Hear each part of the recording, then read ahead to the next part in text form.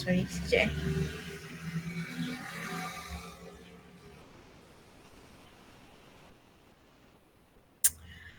Dan KLRCA. Okey, KLRCA ni adalah nama lama bagi AIAC sekarang no longer. So dulu dipanggil sebagai Kuala Lumpur Regional Center, Regional Center of Arbitration, KLRCA. Sekarang dia dah tukar jadi AIAC, which means as AIAC Asian International AIAC Arbitration Center. Okay, so dia dah tukar nama sekarang. Okay, so AIAC adalah agensi ataupun organisasi yang diberikan tanggungjawab untuk menyelia SIPA lah. So whatever yang kita kata akta di bawah SIPA ni, prosedur di bawah SIPA ni dikawal oleh AIAC lah. Okay, sebenarnya AIAC ni dia bukan badan kerajaan AIAC ni dia bukan badan kerajaan. Dia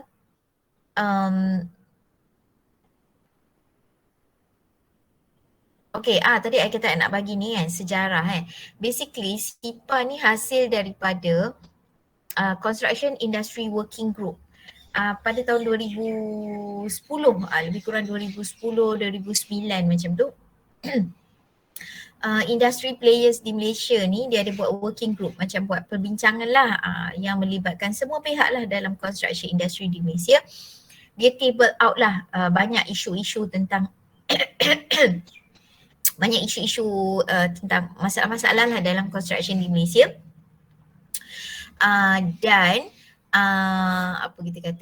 Dan terhasil daripada working group itulah dia working group 10 tak silap saya berkenaan isu-isu payment di Malaysia. So dia telah keluarkan resolution beberapa penyelesaian lah berkaitan dengan isu-isu payment di Malaysia. So sebab tu you tengok macam contohnya PAM kan.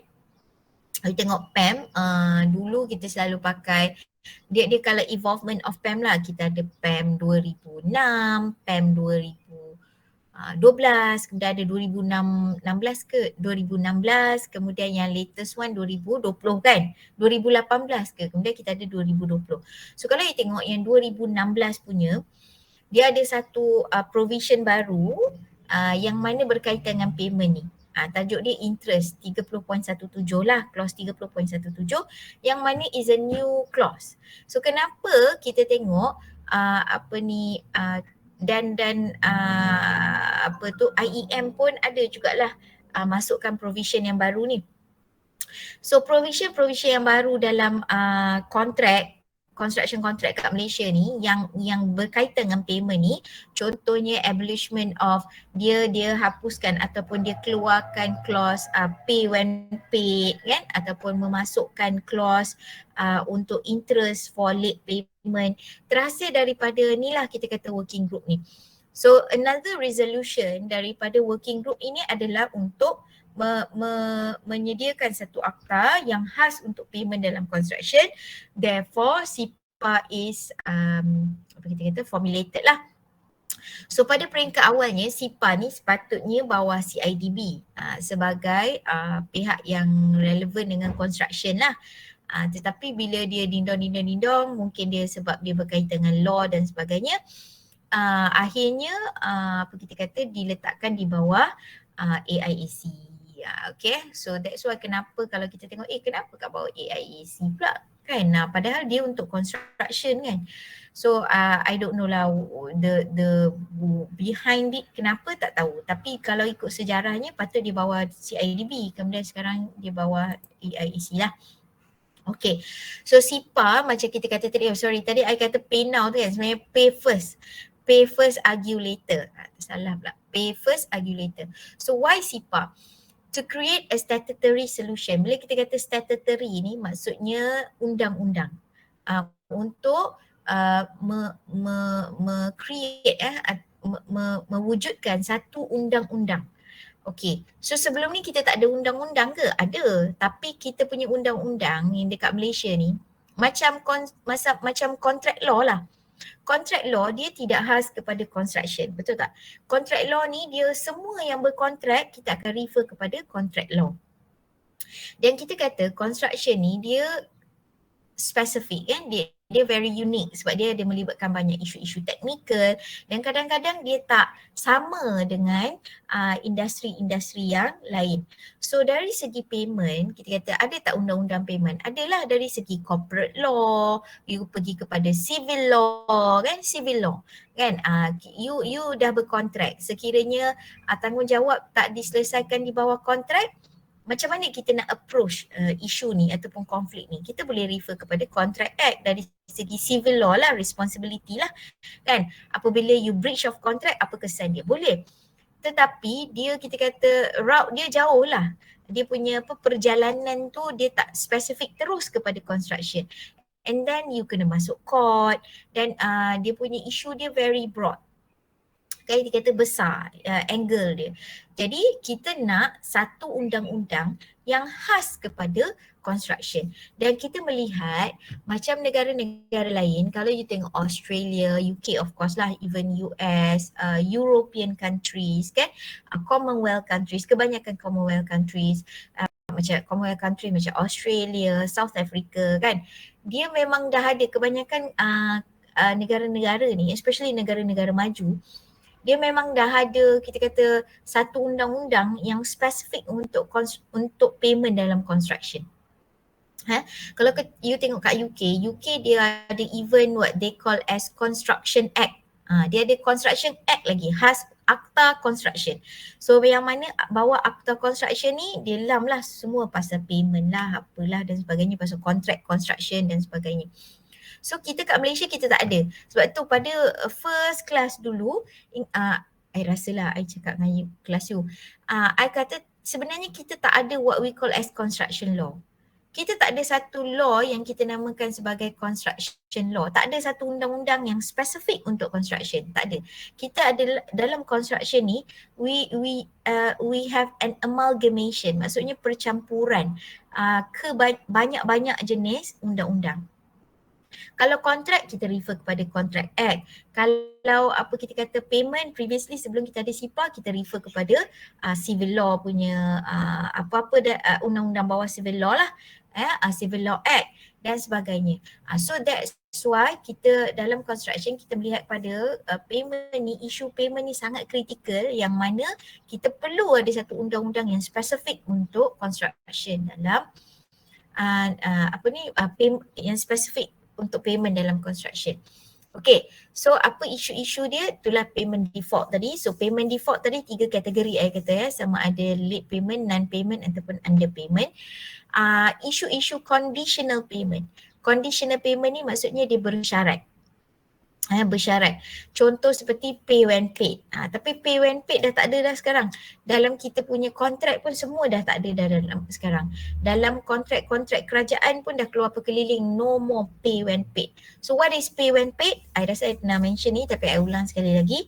Pay when paid ni adalah satu prosedur amalan kita dalam kontrak. Dulu ini adalah sebagai provision dalam kontrak yang mana pay when paid ni selalunya untuk subcon lah ataupun subspecialist ke untuk kita kata subcontractor dengan supplier ke kan. Yang mana pay when paid ni adalah keadaan di mana subcontractor hanya akan dibayar apabila main con dapat bayaran. Maksudnya dia berperingkat. Main con dapat bayaran dulu, baru subcon dapat bayaran. Main con dapat bayaran dulu, baru supplier dapat bayaran. Dulu dalam construction kita macam ni. Tapi dia sangat masalah sebab I kata chain effect tadi kan. Kalau klien bayar lambat, main con dapat lambat, subcon pun dapat lambat. Jadi dia akan chain effect lah. So semua orang yang terlibat dalam projek tu semua akan jadi masalah. Okey, kemudian kita ada juga isu lain pay when paid ni dulu yang mana klien dah bayar dekat main con tapi main con tak bayar dekat supplier ataupun subcon sebab dia kata klien tak bayar dia lagi dan sebagainya. So dalam SIPA pun kita deal dengan isu-isu sebegini. So kita kata ada juga dalam SIPA yang mana dia tidak membenarkan kita kata pay when unpaid ni berlaku. Walaupun you kata, oh dalam kontrak saya setuju. Dalam kontrak saya mengekalkan apa ni kita kata provision pay when paid. Tapi kalau you pergi kepada SIPA, SIPA akan overrule kita kata pay when paid tu. Sebab apa? Dalam akta kata pay when paid tak terpakai. Okay. Kemudian non-payment, isu non-payment lah, ketidakbayaran ataupun apa ni kita kata non-payment lah. Okay, sebenarnya bukan pada kontraktor je. Kita kontraktor, kita ada supplier, kita ada subcontractor. Kalau kita tengok report-report, you boleh baca ni semua ada online you boleh baca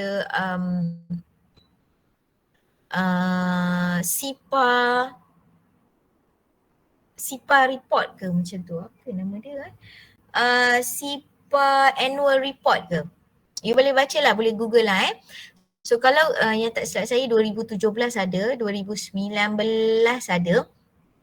So dalam report tu you boleh baca dari segi trend. You boleh tengok siapa yang paling banyak terlibat sebagai plaintiff, siapa yang selalu terlibat sebagai defendant. Kes-kes antara siapa yang paling banyak. So kalau ikut report daripada AIAC, untuk SIPA ni, kes-kes yang dibawa, kes adjudikasi yang dibawa kepada AIAC, kebanyakannya adalah di antara main con dengan subcon. So maksudnya isu non-payment, underpayment ni semua bukan sahaja antara klien dengan main con. Main con dengan subcon pun banyak sangat masalah dari segi payment. Jadi that's why kita tengok melihat kepentingan betapa pentingnya SIPA ni kepada industri kita. Okay, yang ini kita ada perbandingan sedikit.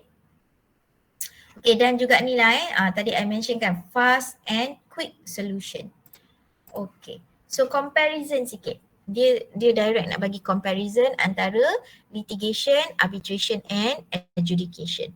So litigation, venue dia kat mana yang kita boleh kita kata bincangkan ataupun bicarakan lah tentang kes kita, dia mesti berada di court je. Kita tak boleh kata kita ada kes mahkamah tapi kita pergi bicara dekat pejabat AIAC. Tak boleh. Kan dia mesti di mahkamah. So tempat dia very specific, mahkamah. Tapi kalau arbitration dengan adjudication, it depends on the parties. You nak, you hari ni you nak buat perbincangan you di mana? AIAC, you nak buat di office lawyer, you nak book hotel punya conference room untuk buat perbincangan, terpulang. Dia venue tu dia tidak spesifik. Terpulang kepada pihak yang terlibat lah. Tapi of course lah, bergantunglah pada kos-kos yang you nak bayar kan. Tapi kalau court ni, kita kata tak mampulah kos untuk bayar. Sebab bila kita masuk court pun kita kena bayar juga kan. Ada kos-kos yang terlibat. Jadi kita kata boleh tak kita sebab nak save cost kita buat kat tempat lain. Buat kat office saya lah. Tak boleh kan. So court ni dia very specific. Okay, siapa yang terlibat dari segi terminologis dia? Kalau litigation ataupun kita masuk court, pihak-pihak yang terlibat kita panggil sebagai plaintiff and defendant. So plaintiff adalah pihak yang menuntut lah. Pihak yang menuntut, defendant adalah pihak yang dituntut lah. Pihak yang defend lah. Okay, kalau arbitration selalunya kita refer kepada sebagai applicant and respondent. Kalau adjudication kita refer sebagai claimant and respondent. Okay. Penting ke terminologi ni? Penting. Pihak dia sama. Kalau ABC contractor versus XYZ developer, dia pergi kepada litigation, ABC contractor tu jadi plaintiff, XYZ developer jadi defendant. Kalau dia pergi kepada arbitration, ABC contractor jadi applicant, XYZ developer jadi respondent. So orang yang sama je kan. So apa masalahnya? Kenapa kena tukar-tukar dia punya terms ni? So dia nak terms ni, dia mudahlah. Macam tadi I kata, judgement dengan decision. Bendanya benda yang keputusan lah kan, kalau kita translate dalam bahasa Melayu keputusan. Tetapi bila kita pakai terminologi yang khas, kita nampak lebih jelas lah kan proses itu. Sebab proses-proses ni dia boleh daripada adjudication dia boleh pergi kepada litigation. Jadi kalau kita pakai terminologi yang sama, takut kita confuse sekarang ni tengah adjudication ke litigation ke, macam tu kan. Kemudian lagi satu, daripada mana datangnya terms ni kan. Tak boleh ke kalau saya pakai applicant untuk proses adjudication? Okey, sebab arbitration, litigation, adjudication ni semua ada undang-undang, ada akta-akta dia yang tersendiri. So kalau kita baca contoh dalam SIPA, dalam SIPA terminologi tu dia dah very clear. Siapa itu claimant? So terms tu memang dah termaktub di dalam akta. Jadi bila dah termaktub dalam akta, you kena pakai apa yang dalam akta cakap lah. Tak boleh suka-suka hati you tukar sebab dia dah tak sama dengan apa yang definition dalam akta. So kita melihat kepada perbezaan terminologi ni untuk easier distinguish lah, untuk kita senang membezakan, dan juga sebab kita merujuk kepada terminologi yang telah digunakan di dalam akta. Okay, representation. So kalau kita masuk court, of course kita kena ada lawyer lah. Kalau arbitration, you can use lawyer or you can self-represent. Tapi selalunya orang pakai lawyer jugalah. Sebab apa? Dia banyak-banyak benda-benda berkaitan dengan isu law ni, sebab kita orang construction. Kan? Bila kita orang construction, kita belajar tetapi kita tidak mahir sepenuhnya. Sebab law ni dia ada macam-macam sudut. Kak kata bila berkaitan dengan construction law ni, dia sebenarnya amalgamation. Kita belajar pasal kontrak kita je. Kita tak khatam satu kontrak act tu yang tebal tu, kita tak baca daripada kulit ke kulit. Kan? Kalau kita nak represent diri kita, kita tak tahu rupanya yang ni sebenarnya clause lain dalam akta. Yang ini sebenarnya undang-undang dia lain. Yang ni sebenarnya ada undang-undang spesifik. Kita pun tak tahu. Jadi selalunya kita akan appoint lawyers lah. Okay. Adjudication pun boleh self-representation, tetapi selalunya kita akan appoint lawyer juga. Especially sebab dia ada akta. Bila ada akta, dia kata dia ada standing dari segi undang-undang. Dan proses dia pentinglah. Sebab kalau kita tersalah, proses kita tak ikut peraturan yang sepatutnya ke, proses yang sepatutnya ke kan, maksudnya apa-apa keputusan yang kita dapat nanti boleh dicabar di sisi undang-undang kan. Kata adjudicator tu dia tak ikut rules yang sepatutnya, proses yang sepatutnya, keputusan dia pun boleh dicabar di sisi undang-undang ya. Okay, so decision maker. Siapa yang buat keputusan? Kalau di litigation, the judge lah sebab dalam court kan. Kalau arbitration, of course arbitrator, adjudication adalah adjudicator lah. Effect of solution. Ketiga-tiga proses ni, litigation, arbitration and adjudication adalah binding. Ketiga-tiganya adalah binding by law. Maksudnya binding mengikat, keputusan yang kita dapat tu mengikat kedua-dua belah pihak di sisi undang-undang. Okay. So kalau litigation, tapi of course lah the highest level yang paling kita kata yang paling strong sekali lah keputusan dia di sisi undang-undang yang terpakai adalah dari court lah ataupun dari proses litigation lah. So that's why kita tengok litigation judgment. Dia pakai perkataan judgment kan. So judgment in law, arbitration kita panggil sebagai arbitral decision, tetapi masih lagi boleh di-challenge. Maksudnya dia tidak final. So dia final dari segi final lah untuk arbitration, tetapi it can be challenged. Adjudication adalah temporarily binding. Tu yang ada tadi, pay first, argue later. Okay, apa maksud pay first, argue later konsep ni? Pay first, argue later ni adalah sebab I kata tadi, kita berbalik kepada adjudication ni, dia time is of the essence. Dia sangat mementingkan masa. Jadi you untuk setiap proses-proses di dalam adjudication, you ada tempoh masa yang tertentu. Yang mana kadang-kadang, okey contoh I bagi satu contoh. Contoh daripada tempoh you dikemukakan apa kita kata notis untuk terlibat dalam proses adjudikasi sehingga apa kita kata adjudicator tu nak buat keputusan, katalah you hanya diberikan masa 10 hari. Okay, so dalam masa 10 hari tu je you boleh bagi all the evidence yang you nak bagi. So 10 hari tu masa dia sikit kan.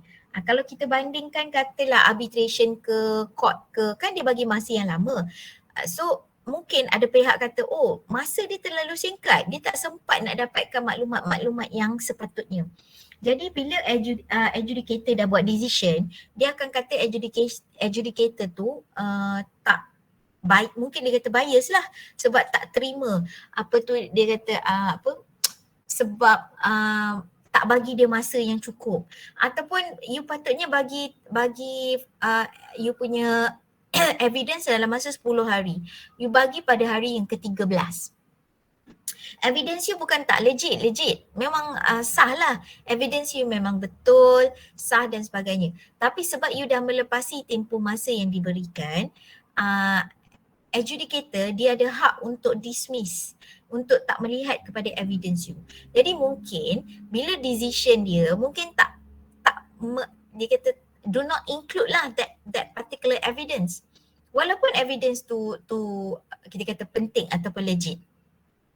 Jadi dia akan berubahlah keputusan dia, ataupun kita kata it will influence lah the decision kan. So mungkin satu pihak dia akan kata tak adil lah sebab dia ada bukti, cuma dia lambat beri daripada tempoh yang diberikan, dan tempoh yang diberikan tu pun sangat singkat kan, yang akhirnya menyebabkan mungkin dia kena bayar satu amount tertentu. Okey, tapi bila, dan ada banyak kes yang dibawa daripada adjudication dia bawa kepada court. Court memutuskan bahawa konsep ni terpakai kepada adjudication. Sebab apa? Sebab adjudication ni kita nak cepat. Jadi kalau you tak dapat berikan bukti dalam masa yang ditentukan, ataupun you tak dapat respon dalam masa yang ditentukan, kemudian adjudicator dia buat keputusan yang tak memihak kepada you. Contoh tak memihak pada you maksudnya you kena bayar lah whatever amount kan. You bayar dulu. Nanti you argue. You betul ke, you salah ke, you bayar je dulu. So setengah orang mungkin rasa macam tak adil lah, I tak salah, kenapa I kena bayar juga kan. Tapi konsep ni dia terpakai dalam adjudication. Sebab adjudication ni kita nak cepat. Kita balik kepada konsep, first dia nak cepat. Yang kedua tadi I kata apa? Critical cash flow. Projek tengah berjalan. Kan? Yang selalunya masalah cash flow ni kontraktor lah kan. Jadi kita ada banyak kes yang dah dibawa ke mahkamah dan judge dan mahkamah bersetuju dengan konsep ni, di mana dia kata okey tak ada, kita tak kata adjudication ni tak valid, kita tak kata keputusan adjudicator tu salah, you bayar je dulu, betul you bayar dulu. Kemudian you argue lain. You bayar dulu, kemudian kalau you rasa keputusan atau amount yang diberikan oleh adjudicator tu tak betul ke apa, you challenge later. Tapi you bayar dulu. So kebanyakannya developer lah ataupun klien lah, kebanyakannya tak bersetuju kan, sebab dia rasa macam amount tak betul, ataupun dia kata macam dia tak salah ke sebenarnya, ataupun sepatutnya dia tak payah bayar banyak tu ke dan sebagainya kan. Okey. Tapi itulah konsep dia dalam adjudication. Sebab kita kata adjudicator perlu membuat keputusan yang cepat. Jadi kalau you tak boleh commit dalam tempoh masa yang ditentukan dan adjudicator dah buat keputusan, you kena ikut. Jadi kita binding. Sebab tu kita kata binding kan, binding maksudnya you kena ikut. Tapi kalau you ada ground, you boleh challenge later. You boleh argue later. Okay, reason being kenapa diterima juga di sisi undang-undang dan satu sebab tadilah kan time of the essence. Yang kedua, Kak Ai kata tadi kita kena faham bila kita dalam projek dan melibatkan payment ni kan dia bila kita kata interim payment, dia continuous, betul tak? Dia accumulate. You bayar, okay, bulan pertama 1 juta, bulan kedua 1 juta, 1 tambah 1 dah 2. Katalah projek tu 10 juta, kan? Bulan ketiga tambah lagi, bulan keempat sampai dah habis projek. So dia accumulation. Setiap bulan you ada payment. Jadi katalah keputusan yang adjudicator tu buat tak tepat. Maksudnya mungkin you terlebih bayar. Nanti next payment, you bolehlah kurangkan. Kalau kita kata, tapi dia tak bolehlah ikut suka-suka hati dia. Maksudnya argue later. Lepas you argue, kemudian kita dah dapat satu keputusan yang baru. Okay, katalah keputusan adjudicator yang sebelum ni dah terlebih, suruh you bayar. Next certificate, you boleh kurangkan. Sebab dia boleh, kita kata dia accumulation. Dia bukan one time only. Sebab projek tengah berjalan. Sebab itulah kita kata SIPA ni dia punya fokus utama adalah untuk isu-isu payment semasa projek berjalan. Supaya apa-apa yang berlaku tentang payment ni kita boleh selesaikan cepat, supaya kerja boleh berjalan seperti biasa. Apa-apa pembetulan kita masih boleh buat. Sampailah final account nanti, still kita boleh tambah tolak lagi. Kan? Sebab projek belum siap lagi, belum habis lagi. So itulah kita kata yang antara paling penting lah dari segi decision, apa perbezaan dia antara litigation, arbitration and also adjudication. Okay, dan setakat ni, I dengar yang baru-baru ni ada court case yang terbaru lah yang challenge lagi pay first argue later ni, tapi saya tak dapat lagi, saya tak jumpa lagi mana court case tu. Tapi setakat yang saya jumpa, semuanya memihak kepada kita kata keputusan mahkamah, semuanya memihak kepada konsep pay first argue later ni. Dan kenapa, itu yang I bagi tahu you tadi lah. Satu, sebab time of the essence, and disebabkan projek tengah berjalan, kita boleh betulkan dalam sertifikat seterusnya sehinggalah final account. Okay. So pro and cons. Okay, pros dia apa kita kata kebaikan dia lah. Litigation, arbitration, adjudication, final and binding. Arbitration, final and binding. Adjudication ni temporarily binding sekiranya, sebab dia kata konsep pay now argue later tadi itulah, sekiranya ada challenge lah. Litigation, detail argument. Arbitration, very specialized. Adjudication, very specialized. Specialization ni apa maksud dia? Dia khas kepada construction lah. Bila kita masuk kepada court ni yang buat keputusan adalah judge. So kita tahu judge ni dia bukan spesifik daripada bidang construction. Jadi view judge ni dia akan lebih besar. Macam kalau you pergi arbitration, adjudication, arbitrator dan adjudicator you adalah daripada bidang-bidang ataupun mempunyai kepakaran construction. Law and also construction. Jadi view dia lebih kepada view technical. Tapi bila you masuk court, dia dah jadi isu undang-undang yang besar lah.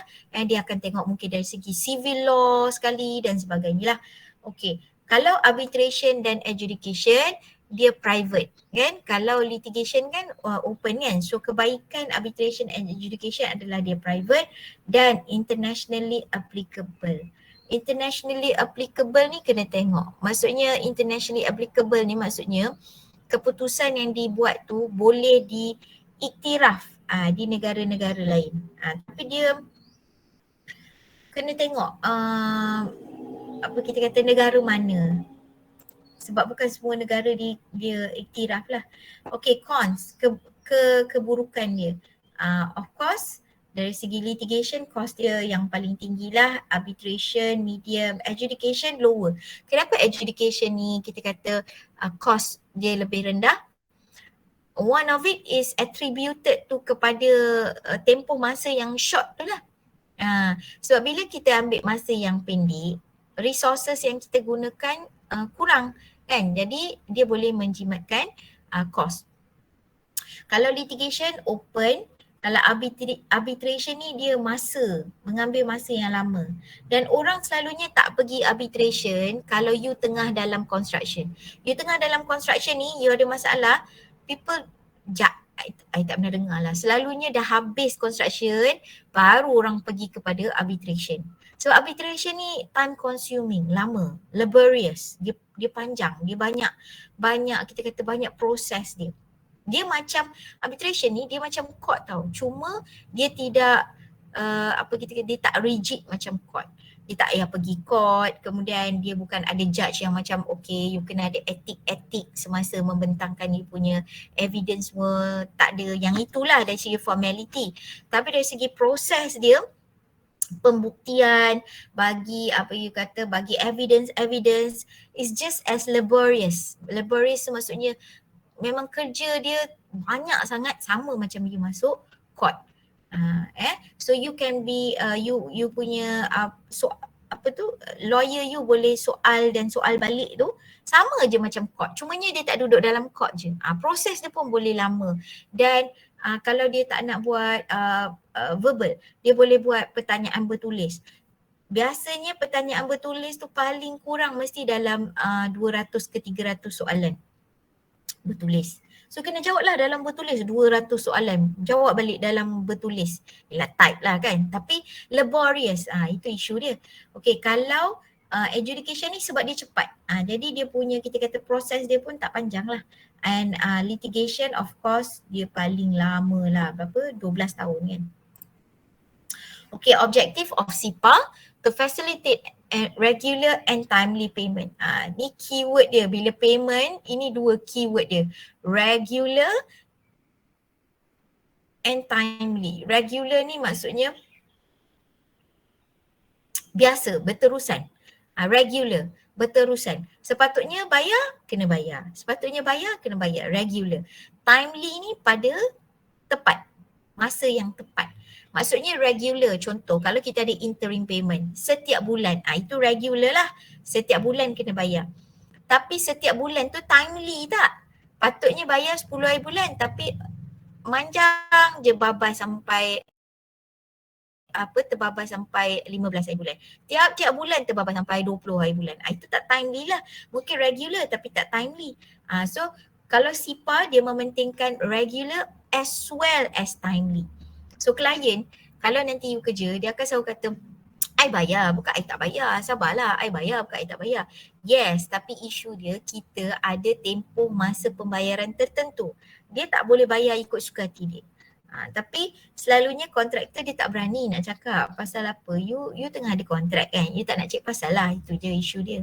So dengan adanya SIPA ni, kita ada satu outlet lah yang mana ada undang-undang yang menekan paymaster ataupun orang yang kena bayar ni, sama ada klien ke main con ke, untuk membuat regular and timely payment. Okay, provide a mechanism for speedy dispute resolution through adjudication and provide remedies for recovery of payment.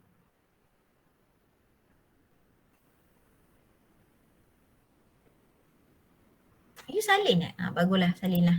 Menulis sikit. Okay, effect of SIPA. SIPA seeks to ensure that all employers of contractors in the construction industry, including the government, pay their contractors promptly. Dengan tepat. So that they are not starved for cash. Dia pakai perkataan starved for cash. Isu dia cash flow lah. SIPA introduces an intervening provisional stage. Intervene. Kenapa dia pakai perkataan intervene? Selalunya kita refer intervene ni sebab kita tengah ada construction. Projek kita tengah berjalan. So kita nak intervene. Kita nak menyelit lah. Semasa proses construction tengah berlaku, kita menyelit ADR ni supaya kita boleh selesaikan isu dengan cepat. In the dispute resolution process of pay first, argue later, effectively removes yang I kata tadi, conditional payment of pay when paid or pay if paid, which contributes to cash flow problem. So kalau you masuk SIPA, dekat Malaysia ni kita tidak ada lagi akta ataupun undang-undang yang yang kita panggil sebagai apa berat sebelah berat sebelah apa in English, lupa dah. Bias. Not the word. Heaviside. Lupa lah apa terms dia. Tapi basically macam dekat negara-negara lain, Singapura pun ada tak silap saya. UK yang negara lain tak study lah kan. Europe mungkin ada. Tapi I tahu confirm UK confirm ada. Dia ada satu undang-undang yang mana walaupun kita kata macam kontrak kan, kita belajar asas kontrak. Whatever that you agree and I agree can be a contract. Tahu tak, apa-apa yang kita agree selagi dia tak menyalahi undang-undang. So dekat UK dia ada satu undang-undang yang you tak boleh buat kontrak yang berat sebelah. Kan, sebab dekat Malaysia ni kalau you banyak baca kajian-kajian tentang kontrak, construction kontrak di Malaysia, banyak kajian yang kesimpulan dia, even kalau you study pun nanti you kerja, you boleh nampak lah kontrak-kontrak construction kita di Malaysia ni dia banyak yang dia berat sebelah kepada klien lah. Of course lah kan, klien yang buat kontrak tu, kalau you yang buat kontrak, you mestilah nak cover diri you, betul tak? Tak adalah tiba nak baik hati sangat, nak all fair, in love and war lah. Tak ada lah kan, tak ada nak fair-fair sangat lah. Okay. Unfair contract terms, unfair. So dekat UK nama dia punya ni, dalam dekat UK dia punya undang-undang nama dia Unfair Contract Terms Act ataupun law. Ya? Tapi kat Malaysia ni kita tak ada. Jadi that's why you tengok nanti you kerja kan, especially kalau you kerja developer yang macam besar-besar kan, dia tak pakai PAM form. Dia akan pakai contohnya, mungkinlah contoh, I tak tahulah MRCB contoh dia akan pakai contohnya MRCB Conditions of Contract. Sunway, dia tak pakai PAM form, dia akan pakai Sunway Conditions of Contract contohnya. Tapi you akan tengok dia punya provision kat dalam tu, dia tak ubah banyak. Dia akan ambil sampel macam PAM, macam PWD ke macam biasanya ambil PAM lah, sebab PAM dia lebih berat kepada klien. Kalau PWD ni pun berat tapi ramai orang lagi suka ambil PAM lah. So you tengok dia sebenarnya dan you jangan risau, sebab tu you kena belajar asas-asas kontrak dengan law ni. You belajar PAM, tapi bila you kerja tak semestinya you berhadapan dengan PAM. Tak semestinya you berhadapan dengan PWD. You mungkin berhadapan dengan kontrak yang diorang buat sendiri. Kan? Tapi you dah faham asas dia apa. So that's why kebanyakan orang dalam construction kat Malaysia ni dia pakai je PAM, PWD sebab kita dah familiar kan. So semua orang faham. Tapi ada je orang yang buat sendiri, dan banyak especially corporation yang besar-besar, dia akan buat kontrak dia sendiri. Dia ada lawyer, dia tak perlukan satu standard sebab dia ada lawyer. Jadi whatever they want to change in their contract, they will change. You akan tengok banyak clause-clause dalam kontrak yang dia potong je. You contractor kan, you nak project you agree lah, you tak nak, you janganlah masuk project tu. Kan? So dia potong je suka hati dia lah. Dia nak pakai ke, dia tak nak pakai ke. Dekat Malaysia ni kita tak ada unfair contract term. So kalau you sign, you agree. Kan? Bila you agree. So contoh macam I nak rujuk kepada clause pay when paid ni lah. So kita masih lagi ada amalan ni dekat dalam construction kita. Walaupun kita kata dalam major construction contract kita dah tak ada dah. Tapi sebab dekat Malaysia kita tak ada unfair contract terms tu, kalau you berkontrak dengan I dan I nak masukkan clause pay when paid ni dan you sign, maksudnya you bersetuju lah. Kan? Bila you bersetuju di sisi undang-undang, you patutnya tak boleh lah argue. Kan? You tak boleh kata orang lain tak pakai pun tak boleh, orang lain lah, kontrak kita lah, macam tu kan. Cuma kalau walaupun dalam kontrak kita ada, kemudian kita pergi kepada SIPA. Bila kita pergi kepada SIPA, SIPA adalah satu akta yang level dia lebih, kita kata dari segi untuk payment dalam construction, dia adalah kita kata precedent lah. Jadi kalau kita merujuk kepada konflik kita berkaitan pay when paid ni di bawah SIPA, SIPA akan terus tolak. Walaupun kita kata kita agree kan, SIPA akan terus tolak. Sebab bawah SIPA kata pay when paid tak terpakai. Faham tak apa yang nak cakap? Faham kan? So itulah maksud dia. Apa-apa yang you agree pun dalam kontrak, tapi bila you pergi kepada akta dan dalam akta tu kata yang benda yang you agree tu tak terpakai ataupun tak boleh, immediately dia akan dikeluarkan ataupun dibuang lah. So you tak boleh lah argue, tapi dia dah agree. Tak boleh lah. Sebab sekarang you punya konflik ni dibicarakan di bawah merujuk pada akta SIPA. So kita kena rujuk kepada apa yang SIPA cakap. Okay, so that's why you kena ada salinan tu lah untuk you baca apa benda yang ada bawah SIPA ni. Okay, this act, akta-akta ini, ini kita boleh baca dalam SIPA kejap lagi. Okay, ni penting ni. SIPA only applies to breaches which occur after 15th April 2014. After, sebab tadi dia lulus kat Parlimen 2012 kan, efektif 2014, 15 April 2014. Maksudnya kalau you punya breach ataupun you punya konflik tu berlaku pada 1 Januari 2014, tak boleh bawa pergi SIPA. You kena bawa pergi mungkin arbitration ke, litigation ke, mediation ke, sebab hanya konflik-konflik ataupun kes-kes yang berlaku selepas 15 April 2014 sahaja yang boleh dibicarakan di bawah ataupun dimajukan ke bawah SIPA. Okay, yang ini nanti kita tengok dalam tu SIPA, the scope and how does it work. Okay, ini secara ringkas lah dia punya, kita kata time frame dia. Kita habis berapa? 10 kan? Okay. Ni time frame dia. Basically, nanti kita akan baca detail sikit dalam kita punya, sekejap Sebenarnya kita sekarang minggu ke berapa? Tahu tak? Lupa lah. 10. 10 untuk you ke 10 untuk orang lain? Sebab you masuk lambat sikit kan? Semua.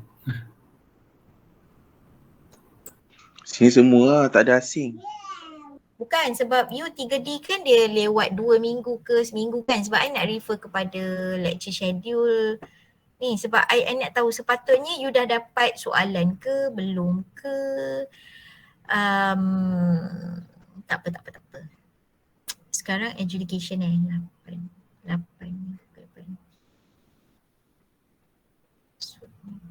Okay, tak apa, I bagi terus lah. Okay, so kalau you tengok kat sini, mana tadi? Okay, ni secara ringkas lah. Nanti kita tengok dalam SIPA. Dalam SIPA dia ada terangkan proses ni. Okay, so first kali, sebab SIPA ni dia berkaitan dengan payment. Jadi kita kena faham payment lah dulu. Secara ringkas lah. So, dalam apa-apa kontrak kita pun, kita ada proses yang mana kita mesti ada payment certification dulu. Sebelum payment certification ni ada lain-lain ni ke kontrak. Kalau PAM dia ada yang 14 hari, 21 hari tu kan. Okay, maksudnya dia akan start daripada kontraktor hantar dulu claim kan kalau PAM. Kalau PWD,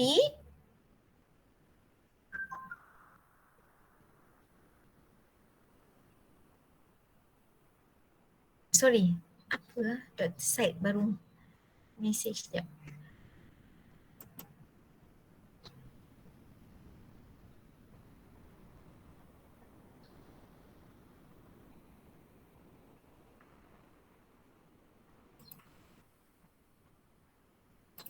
Tak faham lah, entahlah. Okay, so kalau kita refer kepada apa tadi I kata PAM dia you punya kontraktor kena hantar claim dulu. Lepas tu baru proses tu berjalan. Dia ada 14 hari kan, dia baru 21 hari dan sebagainya. Kalau PWD, kontraktor you tak payah hantar claim pun. Kan, kontraktor you tak hantar claim pun, SO atau wakil SO ataupun QS, tengoklah dia punya proses tu kan. Still kena pergi buat valuation dekat site. So memang ada dalam kontrak, kena pergi buat sama ada kontraktor hantar claim ke, ada progress ke, tak ada progress ke, SO kena pergi buat site evaluation. Dan setiap bulan kena keluar sertifikat. Kalau PWD atau projek-projek kerajaan, setiap bulan kena keluar sertifikat. Ada, walaupun tak ada bayaran, walaupun bayaran dia zero, sertifikat kena keluar. Tapi kalau PAM, mungkin kita kata bulan ni kontraktor tak claim pun, jadi tak adalah keluar sertifikat kan. So proses dia lain. Tapi apa-apa pun proses dia, kita akan, kalau SIPA ni dia akan start tengok daripada certification. Okay, ada tak payment certified? Okay, in general lah I cakap in general, janganlah generalize untuk semua sebab case by case lain kan. So kita akan tengok payment certified. So bila payment certified, in general kita ada 30 hari unless otherwise stated lah.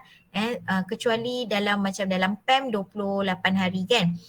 Okay, biasa projek kerajaan 30 hari. Yang lain-lain biasanya 30 hari.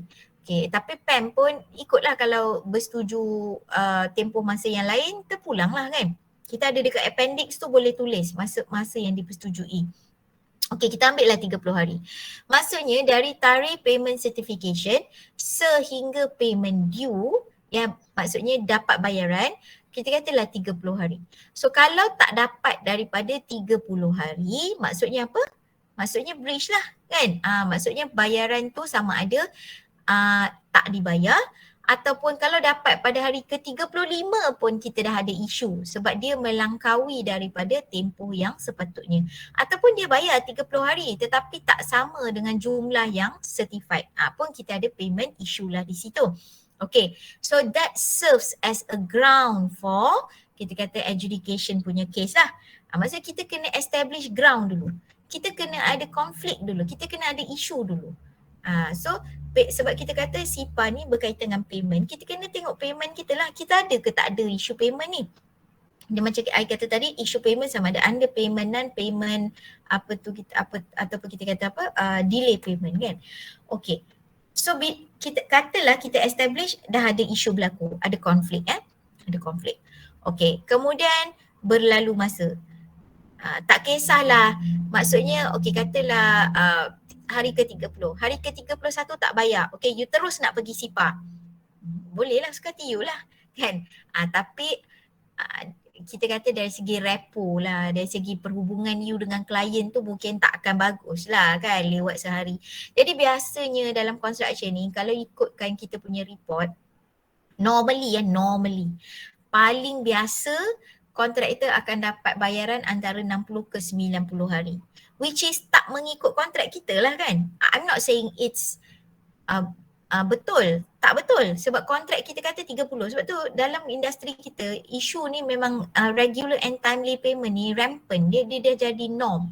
Dia dah jadi biasa bayar lambat kan, antara 60 ke 90 hari. So terpulanglah you nak ambil tindakan pada hari ke-31 ke 32 ke 33 ke 40 ke 60 ke, terpulang pada you. Cuma tempoh masa ni biasa kita merujuk kepada Limitation Act. So Limitation Act ni dia kata you kena, kalau you nak ambil tindakan berkaitan dengan payment dan you nak dapat keseluruhan benefit daripada payment yang you layak dapat, you kena ambil tindakan ataupun memfilekan sama ada ke court ke arbitration ke adjudication ke, tak kisahlah, dalam masa 6 tahun daripada tarikh breach berlaku. So katalah payment ni hari ke-30 ni patutnya 1 Januari 2022 contohlah Okay, 2 Januari 2022 dah lambat kan. Okay, you boleh ambil tindakan, you kena make a legal claim, ada tindakan lah. Bukan legal claim lah, at least tindakan. Tindakan tu maksudnya contoh you hantar notis, you hantar email, you hantar fax, apa-apa tindakan yang menunjukkan you berniat untuk claim, untuk dapatkan you punya payment tu dalam masa 6 tahun. So sebenarnya kalau kita kata SIPA tadi kan I kata semasa construction kan. So as soon as possible is better lah kan. Tapi how soon tu bergantunglah kepada your judgement lah kan. Bergantung pada kontraktor tu ataupun claimant tu punya judgement. Cuma kalau kita nak tengok kepada undang-undang, jangan lebih daripada 6 tahun. Kena ada satu tindakan. Tak semestinya pasang lawyer dah. Tapi at least kena ada tindakan, hantar email ke, hantar notis, jangan diam. Tiba-tiba tahun ke-7 2022, tahun ke-7 berapa? Ya Allah, dah 2022 dah kita. 2029 lah contohnya. 3 Januari, terlebih satu hari kan. 3 Januari 2029 baru you nak hantar claim. You kata kenapa lah tak bayar-bayar lagi ni. By right dari segi undang-undang you punya hak untuk menuntut dah habis. Tu sebab tu kita sebagai orang construction kita tak tahu benda-benda ni kan, sebab kita belajar construction contract je lah. Mana ada dalam construction contract kita kata kena dalam masa 6 tahun, 7 tahun ke 12 tahun, kita tak tahu. Tapi that's why lah kita belajar construction law ni, sekurang-kurangnya kita ada asas. Dan that's why lah bila kita ada kes-kes ni pasang je lah lawyer, sebab kita banyak lagi benda kita tak tahu kan. Okay, so dari segi undang-undang itulah dia dalam masa 6 tahun daripada tarikh berlakunya breach lah ataupun kesalahan itulah. Okey, katalah kita nak cepat-cepat je 10 hari tak bayar, kita pergi je SIPA. Okey lah, sekatilah kan. Okey, so apa tindakan pertama kita? Tindakan pertama apabila ni kita I kata kita ni sebagai claimant lah kata kita sebagai penuntut lah claimant.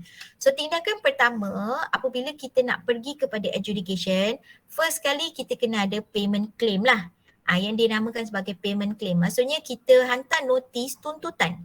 Yang kita kata tak bayar tadi kan. Kita hantar notis tuntutan. Dan ni yang perlu dilakukan dalam masa 6 tahun ni tadi. Kena ada payment claim.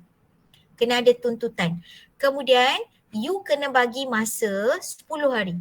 Bukan paling kurang. You kena bagi masa maksimum 10 hari daripada tarikh payment claim untuk you punya responden tadi tu. Dia panggil apa responden tadi tu untuk respon.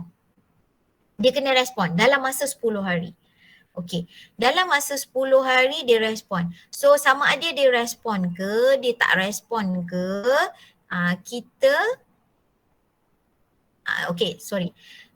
respon, kita kena tengoklah respon dia.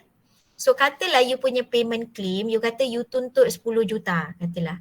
Okey, kemudian pihak yang dituntut tu responden kata saya bersetuju untuk bayar.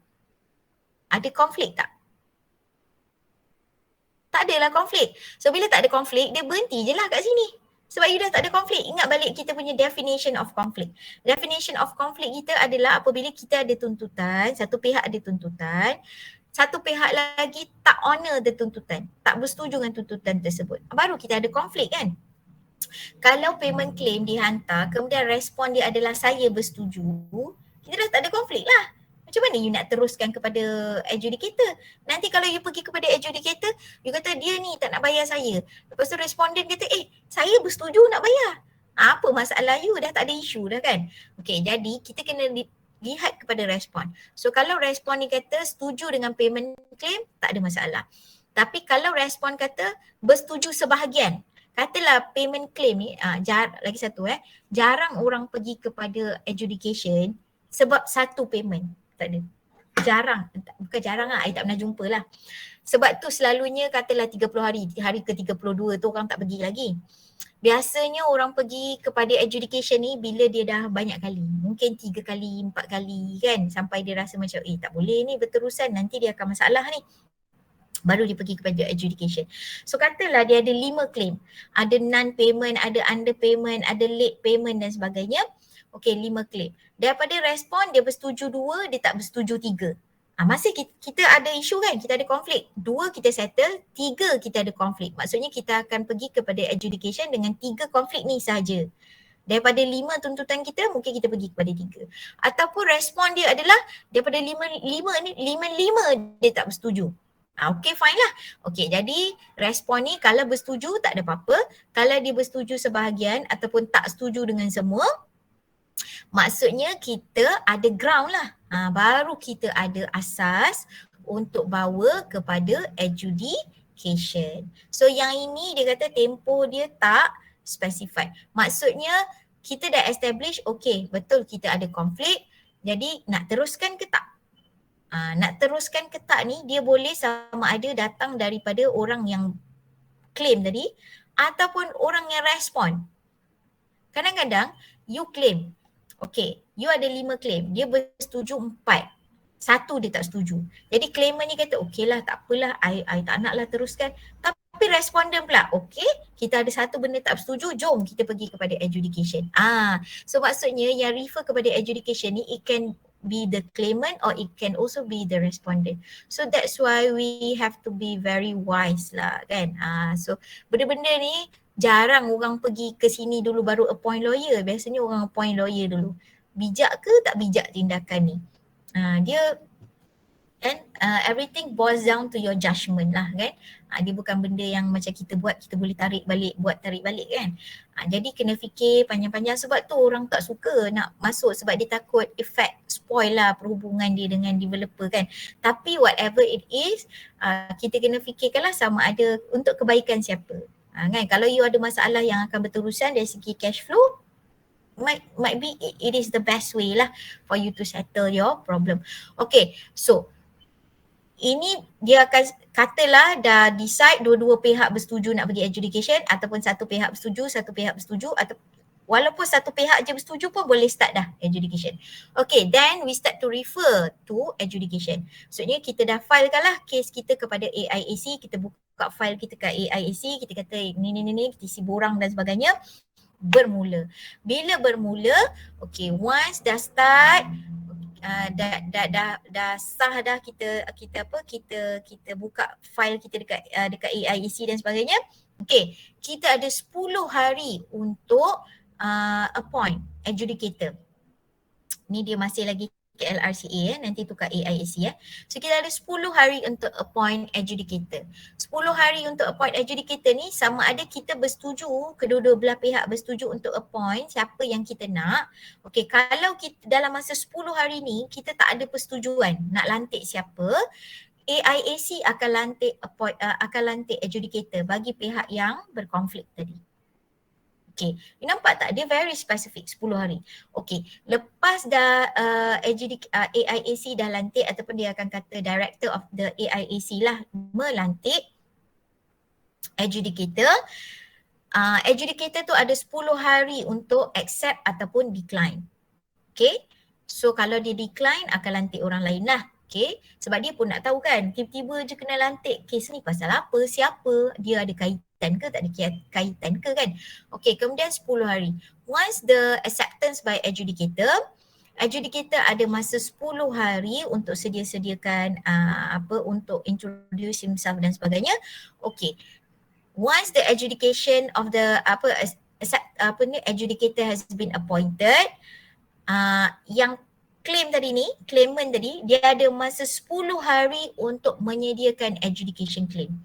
So adjudication claim ni daripada mana? Adjudication claim ni dia datang daripada payment response ni tadi. Kan kita kata ada 5, katalah asal kita ada 5 claim kan. 2 dia setuju, 2 responden setuju, 3 tak setuju. Maksudnya 3 ni lah yang kita masukkan dalam adjudication claim kita. Kalau kita ada 5 claim, 5 responden tak setuju, maksudnya kita masukkan 5 lah dalam adjudication claim kita. Okay, so dalam masa 10 hari dia kena sediakan dan hantar adjudication claim dia kepada responden. Bila once responden terima, so maksudnya dalam masa 10 hari ni whatever yang dia boleh hantar ataupun dia boleh sediakan mesti dalam masa 10 hari je. Once responden dapat, responden ada masa 10 hari untuk respon. Okay, so katalah dia hantar 5 claim tadi kan. Ada 10 hari je untuk adjudication, untuk responden respon kepada adjudication claim ni tadi. Kita panggil sebagai adjudication respon. Okay, bila dah respon, ada masa 5 hari lagi untuk kita kata adjudicator melihat kepada respon tadi. Mungkin dia kata nak suruh tambah ke, nak apa ke dan sebagainya. Okey, habis 5 hari ataupun daripada education respon ni dapat, sama ada dia, kalau semua okey tak ada apa-apa lah. Tapi kalau adjudicator kata ada benda lagi dia nak tengok ke apa, dia akan bagi masa 5 hari. So daripada adjudication respon sehingga adjudicator akan buat keputusan, dia mengambil masa 45 hari. Tak boleh lebih. So within 45 days adjudicator kena buat keputusan. That's why kita kata nampak tak di mana konsep pay first pay first argue later tu, kenapa dia relevan dekat sini? Sebab time is of the essence. You mungkin tak cukup masa, tapi kita punya objektif nak selesaikan masalah ni sekarang dalam masa yang paling singkat yang kita boleh. Okay, jadi dalam masa 45 hari dia akan buatlah. Okay, dia bagi 95 hari ni, tak silap saya, cuba you tambah. Saya rasa dia tambah 30 hari ni. So it's actually taklah sampai 95 hari. So that's why I kata lebih kurang dalam masa 3 bulan je. Tapi itulah, dia akan bergantung juga kepada ni kan, ni ada masa ni daripada you punya payment claim, payment respond ni, lepas tu nak teruskan ke tak, ni akan memainkan peranan juga kan. Cumanya yang very specific, once you dah refer kepada adjudication, dia terus 10, dia terus je jalan. Okay, then you kena aware. Sebab tu bila kata contoh dia hantar, claimant hantar payment adjudication claim, macam mana dia hantar? Dia hantar by post laju ke, dia drop kat office ke? Masa you practical dulu mesti you selalu macam ada postman hantar surat ke, ingat tak you kena sign, chop. Kalau sekarang kan you beli tapi sekarang ni macam JNT hantar barang pun dia main tinggal je kan. Dia ambil gambar, dia kata dah hantar, dah letak kat rak kasut contohnya kan. Kalau dulu kalau post laju you kena sign. Itu kita kata registered post. You kena sign. Sebab dia kalau benda-benda macam ni you tak boleh main tinggal je. I dah letak dah dekat you punya secretary 2 hari lepas. Tak boleh, dia kena sign sebab kita nak tengok tarikh tu betul-betul. Kan. So kita kata masa dia memang sangat kritikal lah, 10 hari. So dia tak boleh kata macam I dah hantar, I tak tahu pun. You akan, kalau you baca cerita-cerita adjudication ni, case-case adjudication, ramai yang kata macam he was not made aware lah, dia tak tahulah dan sebagainya. So itu tak terpakai dalam adjudication. So you need to be aware. Once you are in the process of adjudication, you need to be aware of the time frame. 10 hari, bila start, bila habis dan sebagainya.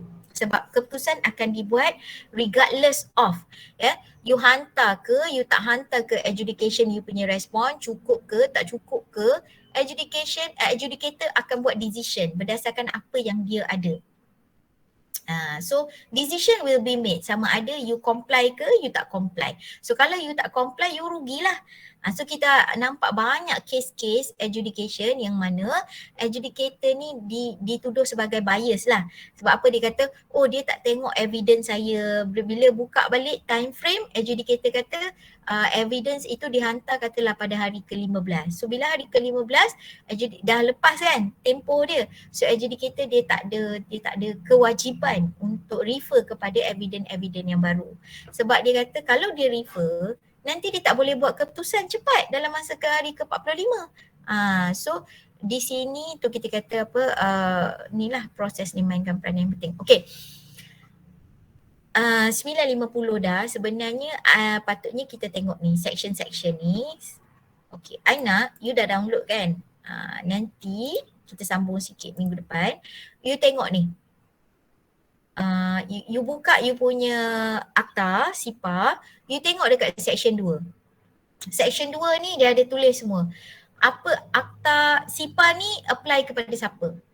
Every construction contract. What does construction mean? What does construction works mean? Lepas tu yang ni contohnya kan. Bukan. Yang ni. Section 3. Dia tak apply kepada siapa?